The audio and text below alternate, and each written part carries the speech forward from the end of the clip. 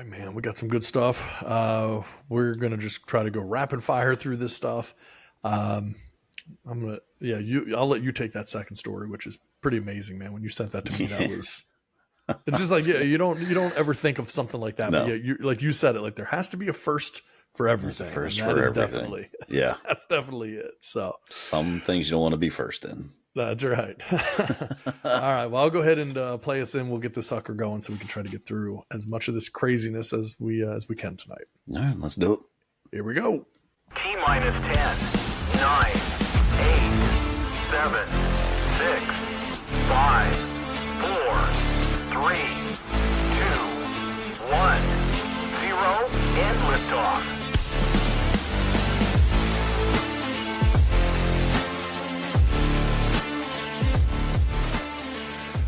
All right, everybody, welcome. You get the Horn Show, the big show tonight. Tad and Jeff here. What's happening, brother? How are you tonight? Doing great. You? Excellent. Never better. I Never better. like it. So we've got a lot to cover. We're just going to jump right into this and get through as much as we can. Probably end up having to leave some things in our wake, but that's fine. So first of all, I saw this the other day. I thought this was pretty fantastic. This is from our buddy Joe Pompliano. Had coverage on this, and I thought it was really cool. Harvey Lewis has won Big Dog's Backyard Ultra, one of the most impressive athletic accomplishments ever. Here's how it works. Competitors run a 4.16 mile loop every hour over hilly terrain. If they complete their lap in under an hour, they can use the remaining time to eat, drink, sleep, and recover. However, they must begin the next loop at the start of the next hour and keep repeating this until they can't continue any longer. The race has no set end and finishes only when one person is left able to run, the rest having pulled out through exhaustion, injury, or lack of sleep. But here's the craziest part. This year's race went on for 108 hours. That means that Harvey Lewis ran 4 miles every hour for nearly 5 straight days. 100 hours of running, 450 miles covered, a new world record. At one point, he was taking 60-second naps before starting his next lap.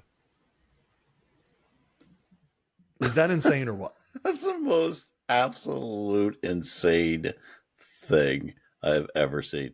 And if I'm correct on this, and correct me if I'm wrong, the Big Dog's Backyard Ultra Marathon has zero financial pay, right? You don't win anything. You don't win money for doing this. This is strictly just who is the who is the strongest out of all these people. This is just a bravado thing. It's like, I'm not sure I could make. I don't.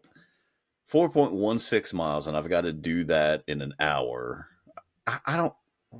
What I last 5 hours? I don't know, man. I mean, it's not like it's a flat surface. This is a hilly terrain, so this is probably up and down and everything else. I mean, this dude is getting 60-second naps. Like, what? How? How do you even fall asleep? I mean, so you would have to fall asleep in the first 3 seconds to get 57 seconds of good rest. I think when you're to that point, and just to be clear, yes, all runners for the Big Dog's Backyard Ultra, all runners receive a backyard t-shirt and a medal. Only one will be gold. So you do get a gold medal if you win. Okay. But outside of that, that's it. And so, I mean, to think about that, 4 miles every hour over hilly terrain.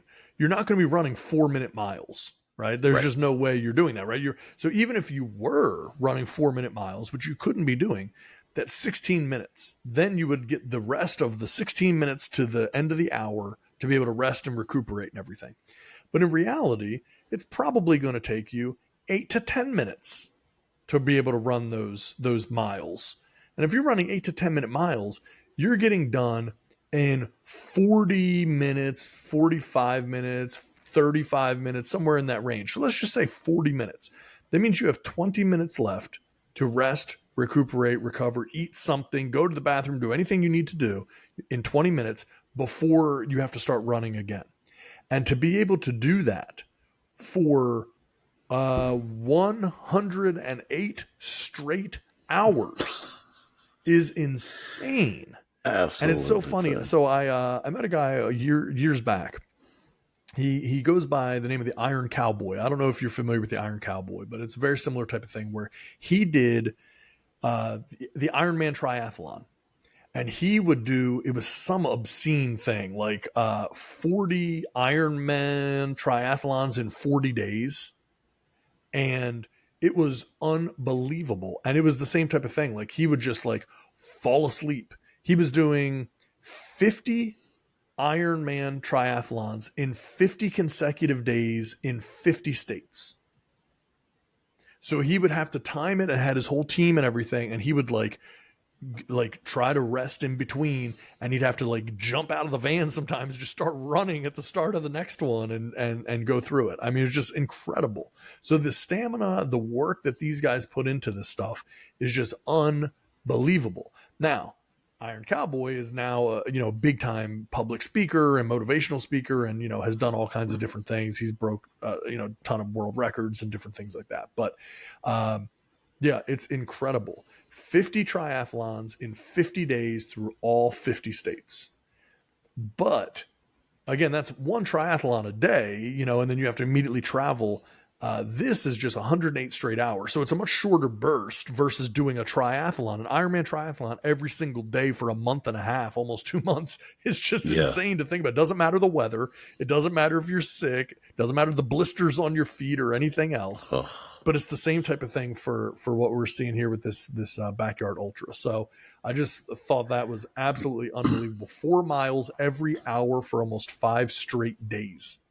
To add to that, Harvey was averaging 52 minutes per loop. So that means he would rest, eat, sleep, and recover for just 8 minutes after each 4-mile loop, having to start again for nearly 5 straight days.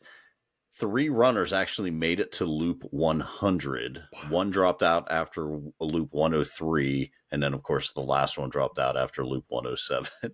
That's amazing. Man, 3 guys being made the it second to place 100 guy? Can you imagine being the second place guy where you're just like, I can't do it anymore? Yeah, I mean, it's like you this got guy's there not and going you to get stop. nothing. Yeah. Like this, what is the point? Yeah. I mean, I'm sure at that point they're like, dude, I got to go back to work. Like, I'm not getting paid for I this. got a life. Why am I doing this? So, I told my wife I was going to get milk, and I've just 5 been days later, running 4 miles every hour, 24 hours a day for the last 5 days. oh my gosh, that's insane. No, I don't. I wonder how far I could push myself. I can't. I would have to be out after day one. In fact, I'm not even sure. I mean, 4 miles You're in an incredibly hour. optimistic. You are incredibly let's optimistic. say- After day one. Day one, 4 miles every single Every hour. single- You think for 24 hours you could do, but then after that, you're done. Yeah. I don't know. No, I don't know. I'm just now. I'm like, would I even make it in an hour? Would I even make the 4 miles in an hour? It's not that easy, right? I mean, you have it's easy to think about that, but you go, okay, and again, it's not on a track. You can't walk it. Yes, and it's not on a track. It's rocky terrain, hilly terrain. So it's like, yeah, you could do it. I think you could probably maybe get one. But then, okay, let's just say you get one and then you have 15 minutes left. So you got it in 45 minutes. So you ran over 4 miles in 45 minutes, which is very doable. But again, providing that you didn't twist an ankle or anything, and you have 15 minutes left, and you get a chance to eat and go to the bathroom, try to recover a little bit. Now that's a haul what you just did. Now you have 15 minutes, and now you have to do it again and go right back to it. And you're probably not going to get it done in the same amount of time that you got it done the first time. It's going to take a little bit longer, which means that next time you have even less time. And now you've done 8.5 miles or 8.25 miles. And that's a long way to run. All right. Could you make it 5 hours? No. Yeah. Not sitting here thinking about it. Like when I'm running and I time myself, I'm pretty sure my miles and it, in fairness, it's not up and down. Or not flat. It's a lot up and down that I run. Yeah. but that's still like 12 minutes. And now I've got to do 3 more. And of course, like my second mile isn't as quick as my first mile. Yeah. So no, I probably wouldn't make it an hour. I mean, And when you say 5 hours, that's running over 20 miles. That's running like 22 miles. So like get up tomorrow and go out for a 22-mile jog and see how it goes. It ain't going to be good. I'll do that. I'll do that. I'll let you know how it goes. Yeah. Yeah, well, I can tell you it would be rough, man. I mean, and I can imagine the training that goes into something like this. So, Or and why imagine it how you goes feel into when it's why, done. why? I can only assume Why? that they're already probably doing Ironman triathlons and some of these other things that we were talking about already. So you're training for it, and then this is just more a point of pride to win this. I can't think of any. People get into these extreme races, man, and they do a lot of crazy but like, stuff. can't you just like, okay, everyone pitches in $100 and the winner, winner takes all something? Right. No, it's more pure this way. It's more pure. This is purely ego driven. Seriously, pure ego driven. No money involved. Yeah, we Pure don't need ego. money for this. Yeah. Yeah. So anyway, knowing how rough you'd feel after that, I thought it actually tied in pretty well to the very next person, because you're probably going to feel like you got hit by a truck. And exactly I thought I'd toss this story over to you because yeah. you sent this to me. I thought it was pretty good, so I'll let you run with this one.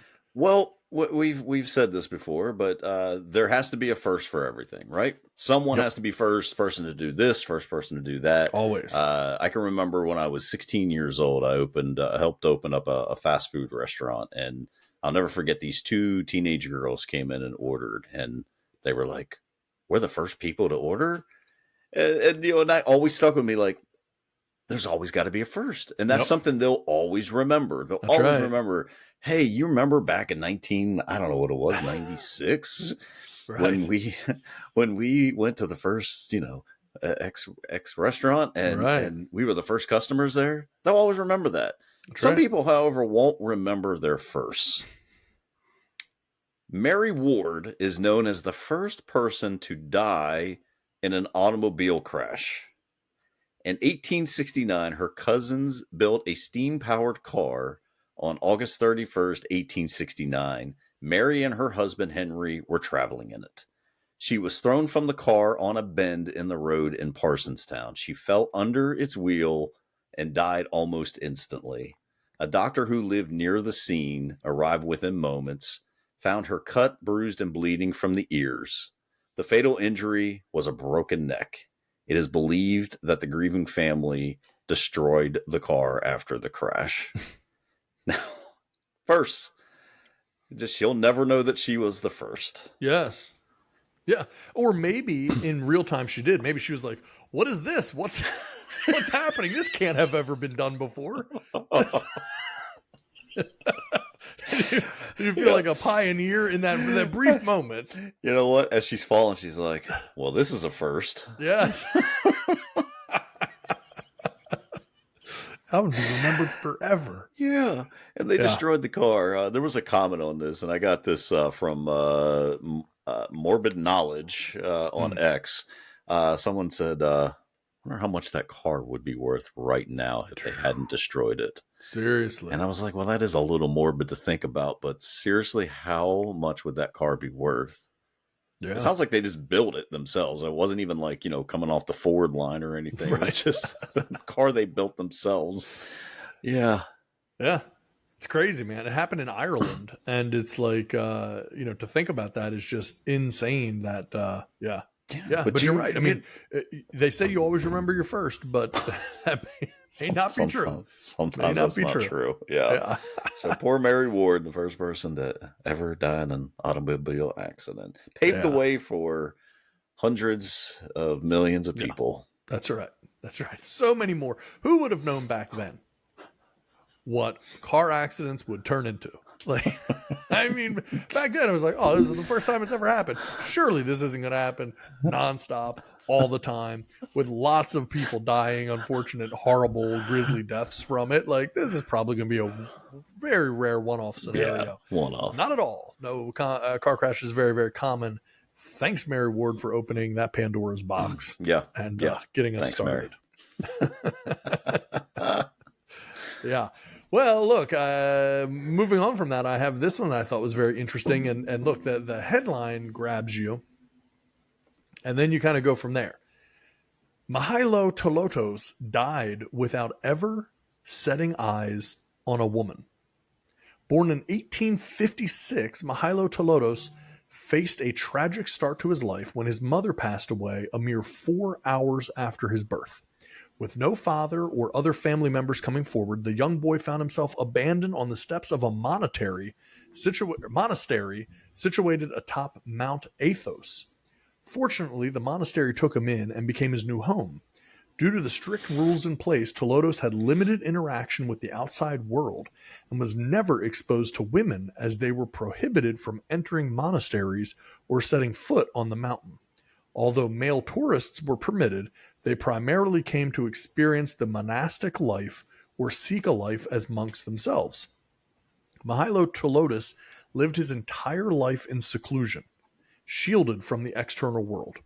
Eventually, in 1938, at the age of 82, he passed away, having never laid eyes on a woman. There you go. Some So say there would have been lived, a first time for everything for him as well. But it never happened. Some say he lived a very, very happy and blissful life. That's right. So he was so at peace. We don't know what it was. It could have been the monastery. We don't know. But yeah, people just know that he very low blood pressure. He was a medical Not on marvel. any kind of medication. Medical marvel. I mean, this guy was just and he looked young, very young and vibrant. Even at his death, people thought he was just young. He didn't have he was not world weary like so many of us are. That's wild. That's crazy. Yeah. I wonder. Yeah, I wonder if. You got to have some sort of urgings, and like that's just nature.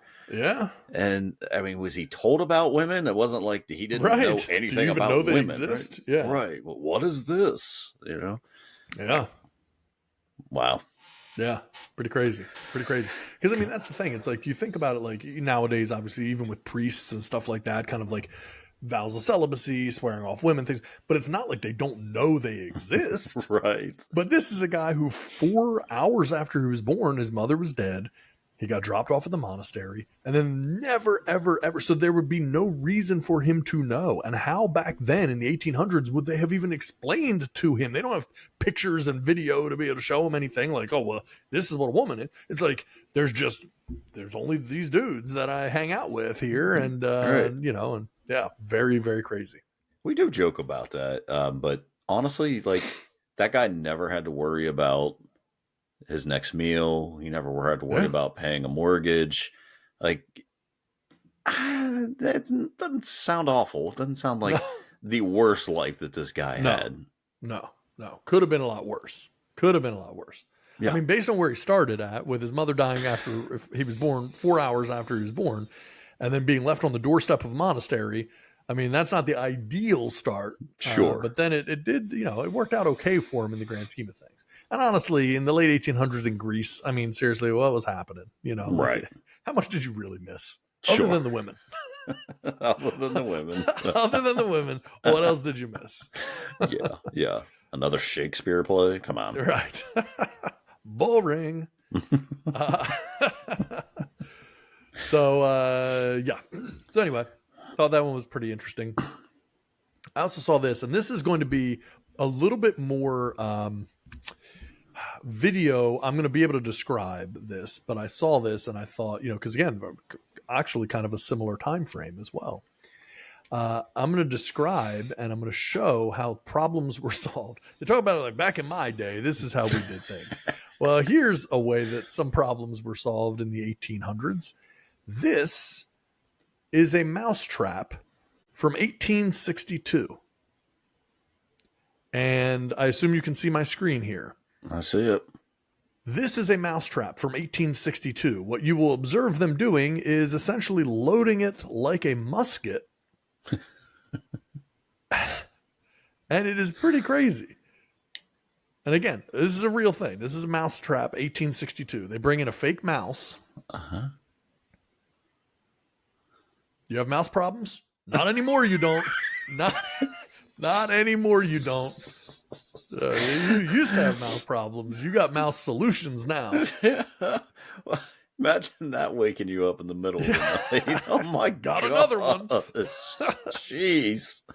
Yeah, gone. It just blows them away, and I'm sure like it wasn't the most accurate thing. So you probably got these mice going around with like 3 legs. And, Yeah, yeah. yeah. Oh, just Pretty the mess brutal. and the blood and the gore all yeah. over the place. Oh, it's insane. God. Like, who came up with this as the best way to be able to do it? Like, we just needed to fire like a gun. It's like, what happens if you're walking across the room? Gun. Yeah, like you're walking across the room hurt? barefoot, and then like, you see the people. Mousetrap. You get to see the people that step on the mousetraps. Yes. I think Jackass did that. Right. Imagine this, like just walking through, tripping over, and get shot. Yeah, I mean, a bullet, if it misses the mouse or even goes through the mouse, it goes across the room. I mean, you could be sitting on the other side of the room, catch a bullet in the foot. So strange. Got another one, honey. Get the frying pan heated up. Yeah. Huh.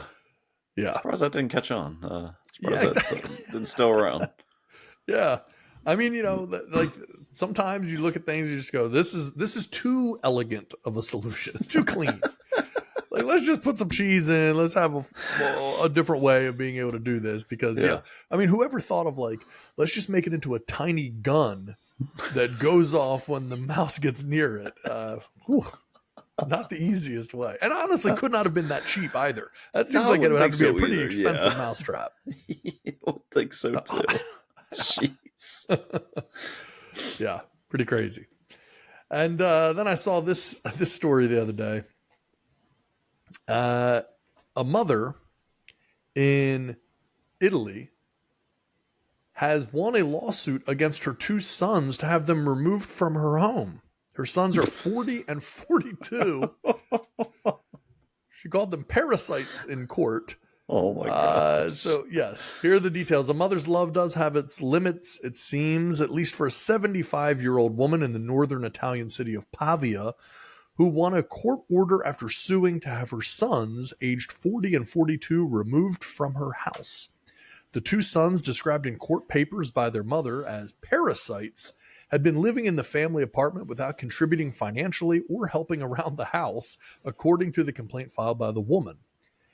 And both men are employed. They were just very lazy. And so, she's sued to get it sorted out and get rid of them. So Judge Simona Caterbi sided with the retired mother, who is separated from the men's father and whose pension went entirely to food and maintenance of the home, ruling that the 2 Bamboccioni, or big babies, have until December 18th to vacate the premises, according to Tuesday's court ruling, which was seen by CNN. Yes, the judge said, I love this. The judge said, there is no provision in the legislation which attributes to the adult child the unconditional right to remain in the home exclusively owned by the parents against their will and by virtue of the family bond alone. So basically saying, just because you live there, just because, it's your parents' house, does not mean that you just have the right to live there for free for your whole life. Huh. California could probably take a note on that with all the squatters that they're not allowed to evict. Yeah. Here's the funny thing about this story. So these 2 guys were employed. So it's not like they weren't even employed. So they're employed making money. Yes. They hired an attorney to try and beat the case. They got to fight their mom in court. You can't give that old bag the win. You can't give her any money or contribute, but you can hire an attorney that tries to win the case to allow you to live there rent free and not do anything around the house. So you don't have money to give to your mom to help contribute to the everyday needs of the house, but you can hire a lawyer. And now they're deciding whether or not they're going to appeal the decision. I mean, can you imagine? Yeah. Did she Here's the drive thing, them there? Yeah. Now she's got to drive them back home. That's a silent car ride home. Huh? Drove him to the courthouse. I mean, yeah, the holidays I feel could be affected by this. Like, because you don't want to invite the kids over, they might not leave. So it's like, no, we're going to your house. Like, you have to be out December 18th, so I'm coming to your place. You're not coming back over here. You're not going to be here. Oh, Bambocinis, big babies. Bambocini, big babies. Oh my gosh. I mean, and this is the thing. We talk all the time about just how weird things are, the things that you see in America, the crazy, laws and rules and findings and court cases and stuff like that.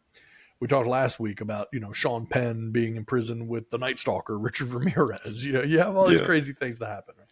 But it isn't just America. Like, as much as we want to say, like, things are so crazy in America, no, this is happening in Spain. Like, this is happening in other parts of the world where people are just like, no, my deadbeat sons will not leave the house. I can't get rid of them. They don't want to pay any bills. I got to take them to court. I've got to sue my own kids to leave. Yeah. And then, like, the court rules and says you have to be out by December. Right. And so are they going to go back to the house? Like, again, like, they're going back to the house and what? Just hanging out there until December 18th? That's right. Like, we got till the 18th. We're not leaving 1 minute before we have to. They're going to be like the renters that get evicted. They're going to clog the pipes up and pour cement down the toilet and everything else. Punch holes in the wall. Oh my gosh, that is awful. Yeah. Jeez, man. So crazy, man. It's a weird world we live in. Weird world. I mean, I know in some of those countries they do, I want to say there are some countries where like the average age of a kid leaving the home is probably early mid-30s. Yeah. And, so I get that. I feel like America's probably trending towards that, just with the cost of housing and, everything. But yeah, that's, come on, man. You have jobs. Surely you can figure a way. Clearly you don't mind living together either with your brother. Right. So get your own place together. Well, yeah, the other thing is your mother's made it pretty clear she wants you out. So it's like you just don't care what the day-to-day life is like at the house. You're just like, she'll be fine. She'll get over it. Does she always? It's been 40 years already. Like, she'll come around. Or she'll die eventually. Yeah. What's she going to do? Sue us?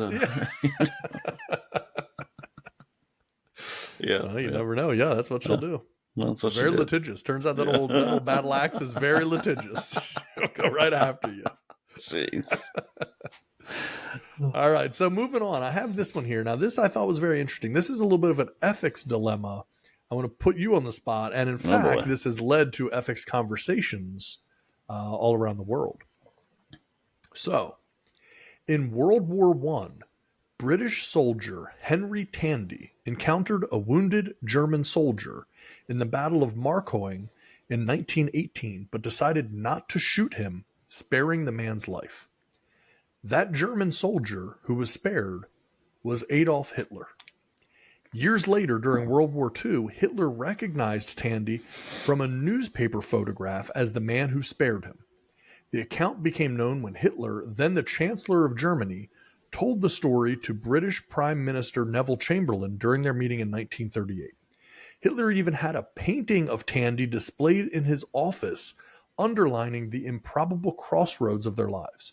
The extraordinary coincidence that a single act of mercy on a battlefield could have indirectly influenced the course of history has intrigued historians and ethicists alike, posing challenging questions about fate, individual actions, and their unforeseen circumstances. Pretty nuts. One guy chose to take mercy on somebody on the battlefield, and that person, again, of all like one scenario, it's like, oh yeah, I got this guy, I'm going to do the right thing. I'm not going to kill him. He's a human being. Like, I'm not going to be that guy. I'm not going to murder this guy. Like, I don't feel good about it. I'm going to spare his life. He's wounded already. And then it turns out that it's Adolf Hitler.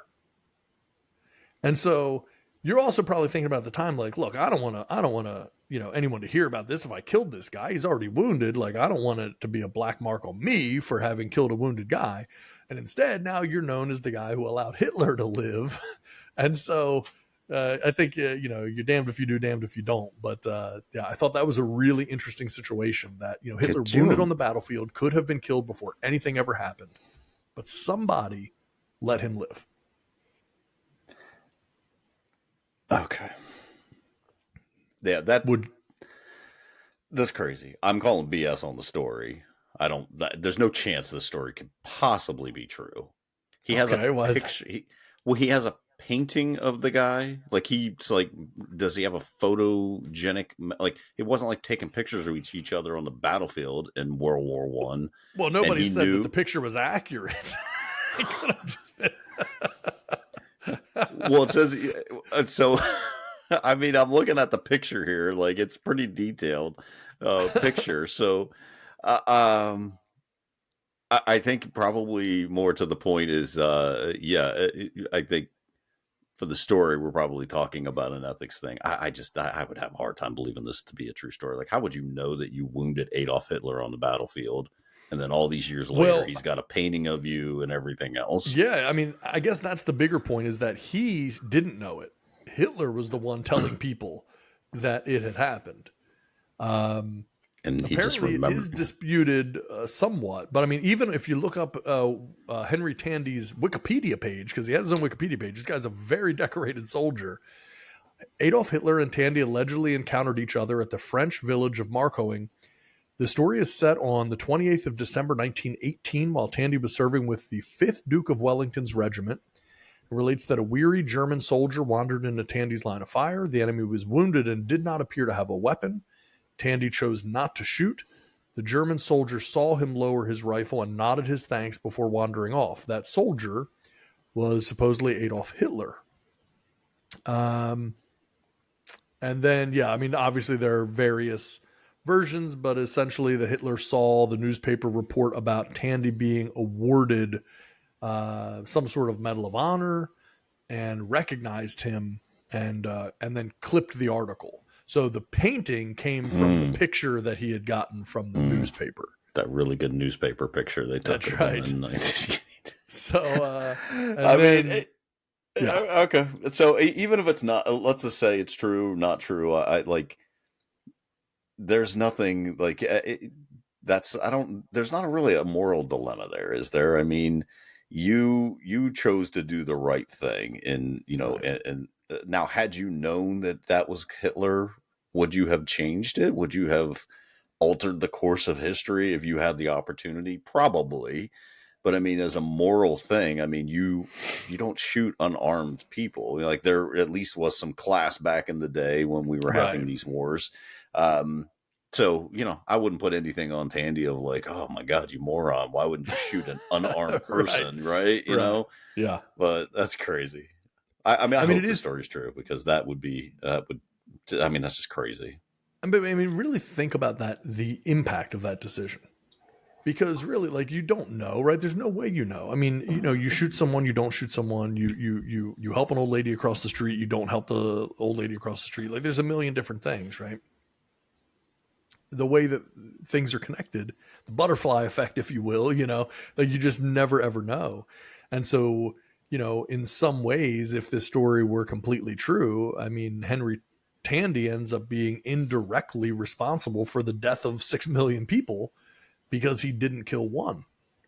So, yeah, it's nuts. It's nuts to think about, and nuts to, if it is true, again, nuts to think that it, like, obviously, if you knew he was Hitler, and that's kind of the interesting thing too. If, let's say, fast forward, same situation, guy's injured, he's unarmed, except now it's Hitler, and it's Hitler, like, while everything has happened. Are you going to take the shot now because he is wounded and unarmed, but he's a bad guy? Like, yeah. If you weren't going to take the shot anyway because he was wounded and unarmed, those two things would still exist, except now you just know more about him. So do you murder him now, even if he were Adolf Hitler? This is such a good, like, conversation. Like, do you change your morals, your ethics for someone else? And not someone else's, hundreds of thousands of, innocent people. Right. Would you do that? Man, that's tough. Like of course, the obvious answer is like, yeah, it's Hitler. Of course, you would kill him. Like you Yeah. would save all those people.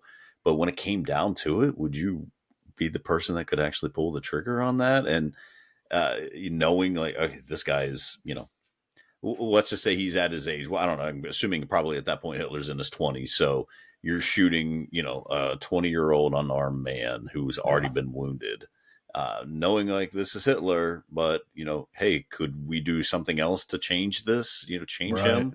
Could we maybe arrest him and then show him love, get him into that art school that apparently caused this whole debacle in the first place? Really love his paintings. Like I don't know. Well, let's think about it even a different way.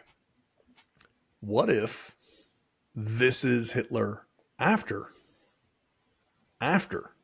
all the people have been killed, after all of the atrocities have happened? This is late stage Hitler, right? But he's still unarmed. He's still wounded.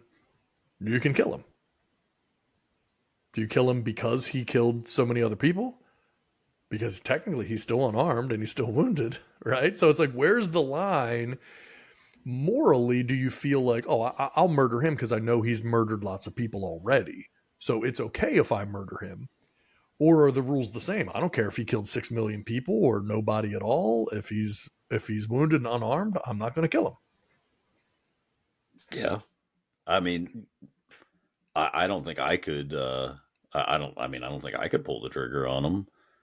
But could you not pull the trigger on a 50-year-old Adolf Hitler? He's just killed 6 million Jews. The war is going on, and now you have him in your sights. You know what he's done. You're well aware. You say no, you wouldn't kill him. This is during war. So we would say this is during wartime. He didn't kill himself. He survived everything. Yeah. Wars, if we're talking in war, then I think there's probably a difference. Right? Is there a difference? Ooh, man. I'm different stages. The line moves different stages. When he's a kid and you think I could kill him, would I kill him to prevent all of this stuff from happening? Yeah. That's one thing. But it's, what about would I kill him if this stuff had already happened, where I can't prevent it from happening? Is it a revenge killing? Like, it's already happened. I mean, so at that point, if it's against the law or if it's against anything, then no. I mean, of course, you're going to, take him into custody. You're going to do whatever you can do. But I don't, would you? I mean, okay. So war's over. He's killed 6 million people. He escapes and he's, changed his looks, but you still know it's Hitler. He's walking around injured but unarmed. He's walking around some parts of Germany. You're still cleaning up after everything, making sure everything is in order. Yeah. You're in the battalion and you just happen to come upon him. Know full well it's Hitler. Yeah. Very tough. Very tough. I mean, in my mind's eye, you go, this is one of the most evil people in history. Open and shut case. You put this dude down like a dog. Like, this is easy, right? And I think that's probably the case. Because it's also different. Like, if I were there, then there's a high likelihood that I know people that he killed. Right? Like, I'm there. I'm like, that's my neighborhood, so there's a decent chance that, like, I know what he's done. I know, like, so it's not like going back in time and it's just me personally seeing him and doing it. But this is like, if it's of that time, that's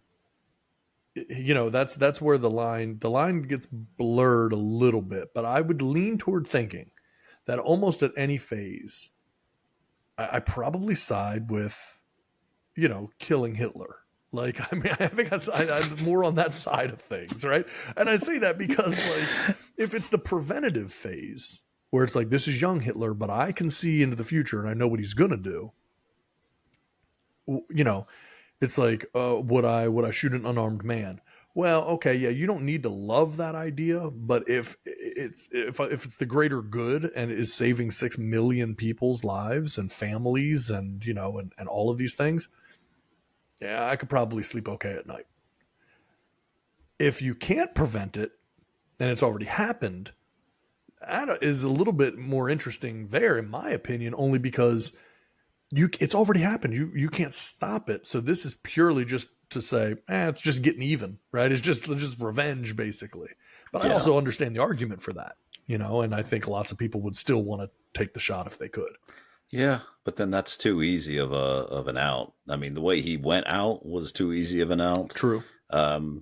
Gonna guess he's paying for it now, but I suppose that's a different story for another day. But if you had a chance to then capture him and then put him before the world to see, and I think there'd be way more satisfaction in that you were the guy that captured Hitler. You weren't the guy that killed Hitler. If that's an option. Yeah, I hear what you're saying there. Yeah. If that's an option. I was looking at it more from the perspective of you either kill him or you let him go. Or he goes. Because in the story, that's what it was. He just put the gun down and Hitler left, right? It wasn't like I'm going to arrest him or shoot him. Man. This is I'm going to shoot him or he just goes away. See, but even that guy had, Tandy probably still had a duty, wouldn't you think? As, that's an enemy. You're letting an enemy go. Yeah. I mean, I'm not sure you hail him as a hero. Like, he probably should have captured him and,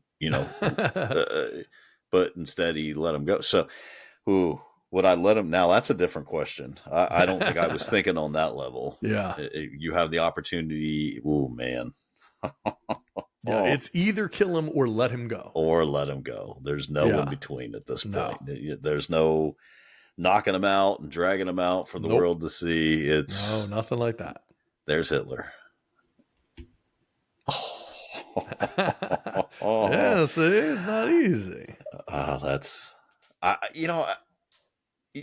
I don't know. It is not easy. I guarantee you put a poll up on YouTube or, wherever we do all of our polls and stuff. Everyone, 100% of the people are going to say you kill Hitler. Yeah. But when you put someone in that position to kill someone that's unarmed, even though you know what he did, but if you knew he was going to get away, oh man, that's tough. That is tough, dude. I mean, of course you would say shoot Hitler. I don't know. I don't know that I could do that. I just don't know. I think again, it's interesting, right? Because if it's the preventative stage, you're saying you're looking at, I'm shooting a kid who's unarmed and injured, but I know what he's going to do, and I'm doing it for the greater good of preventing that from happening. In my mind, if there was a way, and of course there's no way to know that, but if you could know that, then that's like a clear cut. You got to take the shot, right? Like, for a fact there are 6 million people's lives on the line for you to make this a tough decision. It sucks for sure, but it's worth it. It's the later in life where it's like, he's evil, but he's already done the damage. That's where it's kind of like, okay, now for me at least, that's where it's kind of like, well, I can't prevent it from happening. So I shoot him, but maybe I'm the only one that even knows I shot him. Yeah. I can just because say like, I you killed go back him. to tell someone, like, right. Hey, I killed Hitler. Wait, dude, the war's over. Like, you killed Hitler? Exactly. You just murdered somebody. Yeah. So you're probably not telling anyone because you now literally have murdered someone. I mean, I think that's what it comes down to. Like, you would literally be murdering someone. Yeah. But someone who really deserves to be murdered, too. But someone that really deserves to be murdered, too. But yeah. Well, there you go. Something to think about. Interesting. You'll be losing some sleep tonight over this, I'm sure. So, so shout out to Henry Tandy, who very inadvertently played a massive role in the history of the world and the world as we know it. So pretty crazy stuff there. All right. So now we're going to move into our final story of the night. I saw this. I thought this was very interesting. Before I jump into it, do you have anything you wanted to touch on? No, sir. That's good. All right. Good one. So this one I thought, this is news I never knew. I saw the story. I thought this is something very interesting. I never, ever knew was the case. During the American colonial era, lobsters were considered garbage meat and were eaten by indentured servants, prisoners, and poor families that couldn't afford anything else. Even the indigenous tribes that lived near the coast would use lobsters as fertilizer or fish bait rather than consume them. 19th century Kentucky politician John Rowan once said lobster shells about a house are looked upon as signs of poverty and degradation. It was common for people to bury lobster shells in their backyard to prevent their neighbors from seeing them. We're so ashamed. In one Massachusetts town, indentured servants even sued their owners because they were feeding them too much lobster. They won the lawsuit and got it in writing that they could only be fed lobster at most 3 times a week. That was the most time. They're giving me too much lobster here. I need less. Lobsters had such a bad reputation because they were extremely plentiful. Early colonists could just walk up to the shoreline and collect them because they would wash up onto the shore in droves. The lobster also had a reputation for being a bottom feeder that would literally eat anything. It also didn't help that during this time, people ate lobster by grinding it up entirely and eating it as paste or stew. So the thing is so fascinating. Yeah, it's disgusting. But back then, that the lobster were so plentiful, you could just walk down to the shore and just pick them up. They're just washing it off. Just grab a lobster, whatever you want. Yeah. So there's so many of them that they just had no value whatsoever. And it's kind of funny when you think about that as being like bottom feeders that eat everything. That's the same thing about crabs. But crabs are very expensive, obviously. And so in the early 19th century, to give you an example of the difference, in the early 19th century, people paid 53 cents a pound for Boston baked beans, but they paid just 11 cents for a pound of lobster. It was common for lobster to be served to cats because people just didn't want it. So toward the end of the 19th century, and here's how it all changed, right? This I thought was really interesting because this is marketing. Toward the end of the 19th century, the opinion of lobster began to change. As railroads began to expand across America, the railway companies decided to serve lobster because it was cheap, plentiful, and largely unknown to inland passengers who found it delicious and demanded more. It was during this time that lobster meat was also being canned and sold all across the country, which pushed demand even higher. By the 1920s, there were fewer lobsters, but demand continued to increase, and by the 1950s, the lobster had cemented its status as a delicacy and became something that was eaten by movie stars and the wealthy. Now, first of all, crazy what a change there was, right? But also, it just goes to show you, like in the early days, everyone, all the towns were along the coastline. So people all knew like lobster's a dime a dozen, literally at 11 cents. 11 cents, yeah. Right? So yeah. It was like no value to this stuff whatsoever. But people, once there were towns further inland that weren't exposed to it, they really liked it. And it was like, oh, wait a minute, this is better than garbage. We can sell it to these suckers who don't know any better and market it as a delicacy. And then because it takes off so much, there, of course, end up being fewer lobsters as well. And so it all ends up working. And let me tell you something. Do you want to talk about a difference in the way that lobster was back then because of how long they were able to live? Here's an example. I'm bringing up a picture right now of a lady holding a lobster. That's a serious lobster. Yeah, I would say it's probably almost half the size of her. Yes. If she set that thing down, it's probably would come up minimally to her waist. Yes. Each claw is the size of her head. Look at those claws. Yeah. The size of her head. Gosh. And here's there's some people bringing in, you know, like a barrel. This is obviously a lot later on, so you can see the size now. Yeah. Versus back then. Insane. Yeah. So I mean, you know, you have those things, and I mean, here's another. I mean, man, yeah, it's funny to see how, you know, when you allow something to grow. I mean, they're the size of a child. These lobster shells. And it looks like the lobster's got boxing gloves on. Right, it really does. Jeez. Yeah. And so, you know, again, for people who are listening to the podcast, if you go on YouTube, you'll be able to see some of this stuff on our YouTube page. You Get the Horn Show. But But yeah, I mean, it's like they just been growing for so many years and years and years and years. That's They it. weren't harvested. And then we start harvesting, but there's so many, they're so plentiful. And then we start grabbing them younger and younger and younger and younger and smaller, and then then those gigantic lobsters like that, man, you don't see that type of stuff very much anymore. No. They're not half the size of an adult at this stage. You're not finding lobster like that. Yeah, and they're grinding it up it seems like it'd be harder to grind it up for to make a paste out of it than it would be just to crack the shell and eat it. I know. I guess they just didn't have access to good butter back then. I don't know. Yeah, that's right. I mean, probably a big difference. Yeah, And jeez. all the lobster in the world. It's like the eternal. It's like Dante's Inferno, right? It's like I have all the lobster in the world and no butter. It's my own little concentric circle of hell. I have all the lobster I can eat and no butter with it. That is so funny. I just wonder if, I don't know, because we don't ever see lobsters even remotely that size anymore. Like, does the meat just not taste as good back then? Like, I don't know. Apparently, People liked it, inlanders though. loved it. Yeah. I don't know. I mean, I guess it's like a lot of things. It's just like, do you have a taste for it or not? And maybe when it's so available, you're just like, oh, I can't even look at that stuff anymore. Like, I'm so tired of it. Yeah. I don't know. Pretty crazy. But I saw that. I thought that was what a difference in the way the world is. That, and again, a lot of it, I mean, I was only partially joking or being sarcastic, but a lot of it really is marketing. You really did. You had this thing where it's like, okay, we've got tons and tons and tons of these.